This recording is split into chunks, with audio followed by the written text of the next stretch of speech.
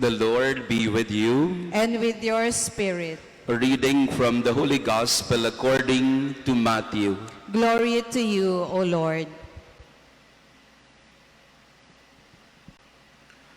Jesus said to his disciples, in praying, do not babble like the pagans who think that they will be heard because of their many words. Do not be like them. Your Father knows what you need before you ask Him. This is how you are to pray. Our Father who art in heaven, hallowed be thy name. Thy kingdom come, thy will be done on earth as it is in heaven. Give us this day our daily bread, and forgive us our trespasses, as we forgive those who trespass against us. And lead us not into temptation, but deliver us from evil. If you forgive others their transgressions, your heavenly Father will forgive you. But if you do not forgive others, neither will your Father forgive your transgressions. The Gospel of the Lord. Praise to you, Lord Jesus Christ. Magandang umaga sa ating lahat. Gandang umaga. Tayo ay nasa huling araw na ng ating nobenaryo bilang paghahanda sa dakilang kapistahan ng kamahal-mahalang puso ni Jesus. At ngayon ay pagdinilayan naman natin ang pang-11 pangako, the 11th promise of Jesus to Margaret Mary. And he said, those who shall promote this devotion shall have their names written in my heart.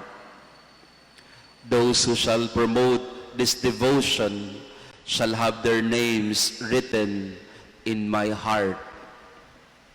Kaya napakaraming mga tao ang masasabi nating mga devotees of the Sacred Heart. Their primary mission is, I think, as they understand it, to promote the devotion. Nagpapamigay sila ng mga stampitas, nagpapamigay ng mga novenas, all materials that can help promote the devotion to the Sacred Heart. Pinagnilayan natin kahapon na hinihikayat din tayo ni Jesus na maglagay ng kanyang imahe ng mahal na puso sa ating mga tahanan at kung saan man. At makatatanggap din tayo ng dakila at napakaraming biyaya galing sa Kanya. So on the first level of the promise, Jesus seems to tell us, promote this devotion. Promote this novena. Remind the people to go to confession. Remind the people to make acts of reparation. Remind everyone to go to communion for 9 succeeding First Fridays and all other practices connected with the devotion. One time, I had this experience. Well, when I was assigned as parish priest of the Sacred Heart, I tried as much as possible to somehow follow the 11th promise to promote the devotion. So one time I told somebody, oh, magdasal ka kay Sacred Heart. Ito yung dasalin mo. Italaga mo ang iyong pamilya sa banal na puso ni Jesus. Italaga mo ang iyong sarili.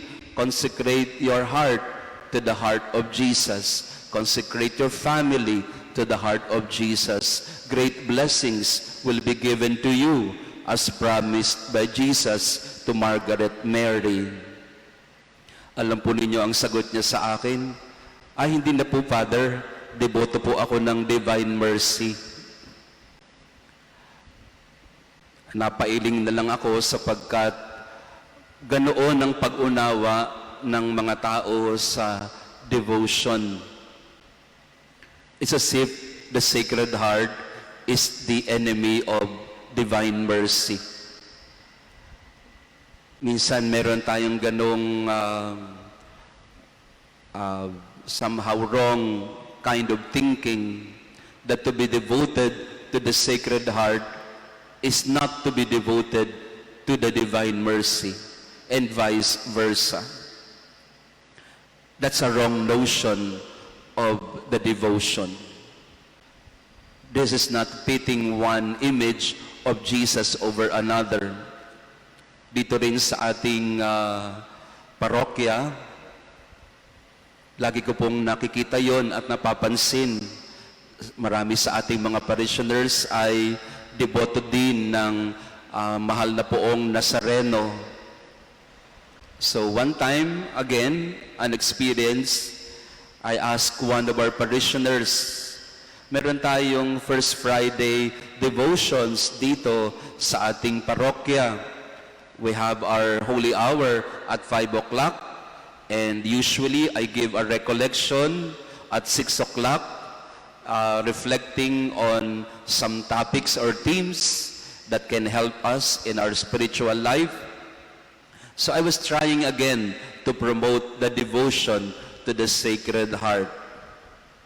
At ang sabi niya sa akin, ay Father, hindi po ako pwede ng First Friday. Sabi ko, di ba yun ang sinasabi ng devotion to the Sacred Heart?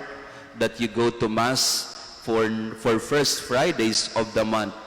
Sabi niya, hindi po, kasi deboto na po ako ng Nazareno. Nasa Quiapo po ako pag First Friday. Again, a very wrong notion of what devotion is about. The devotion to the Sacred Heart, as Jesus proposes to Margaret Mary, is the devotion of love.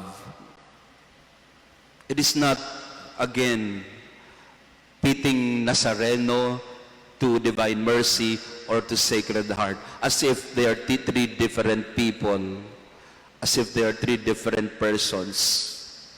No, the devotion to the Sacred Heart is about promoting love. And Pope Francis, in his message for this year about the Sacred Heart, says something like that. He says, I invite you to discover the riches that are hidden in the heart of Jesus. Sabi ni Pope Francis, I invite you to discover the riches hidden in the heart of Jesus.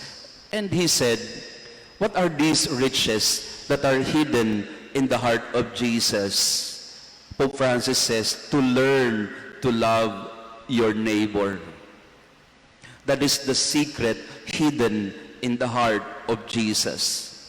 Kasi kung papasukin mo daw ang puso ni Jesus, sabi ni Pope Francis, ano ang makikita mo sa loob? Ano ang nakatago doon sa kanyang puso? Ang makikita mo doon ay ang pagmamahal sa kapwa. So true devotion to the Sacred Heart, to the Nazareno, or to the Divine Mercy, it's all but love. It's all about love. Love of neighbor.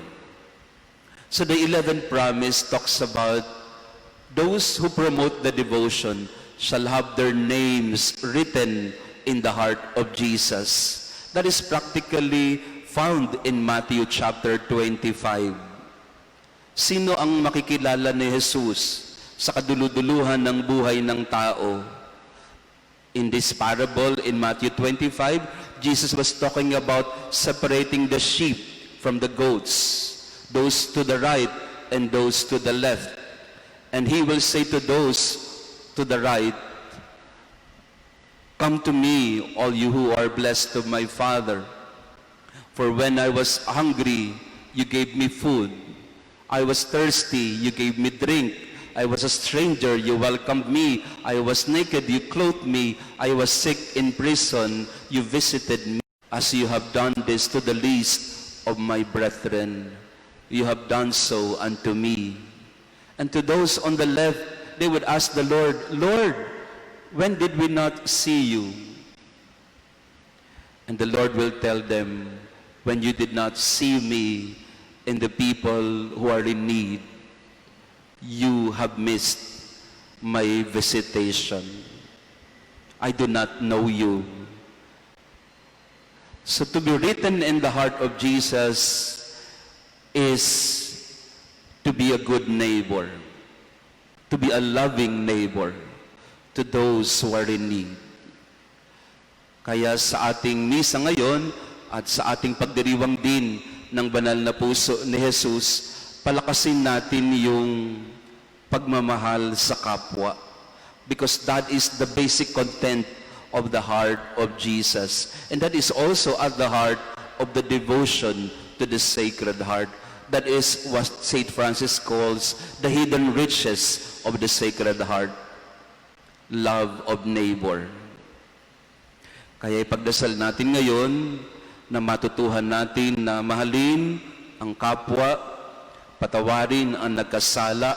Sa ating ebanghelyo ngayon, pinapaalala sa atin ang pagkapatawad, ipakita ang habag sa kapwa, tulungan ang nangangailangan, buksan ang puso para sa ating mga kapatid. We pray for all those who are suffering because of the pandemic. May our hearts be touched by the heart of Jesus, and that we may see that in His heart is nothing else but love for neighbor, love for others. May we learn to do the same. Buhay magpakailanman ang banal na puso ni Jesus. Sa ating mga puso.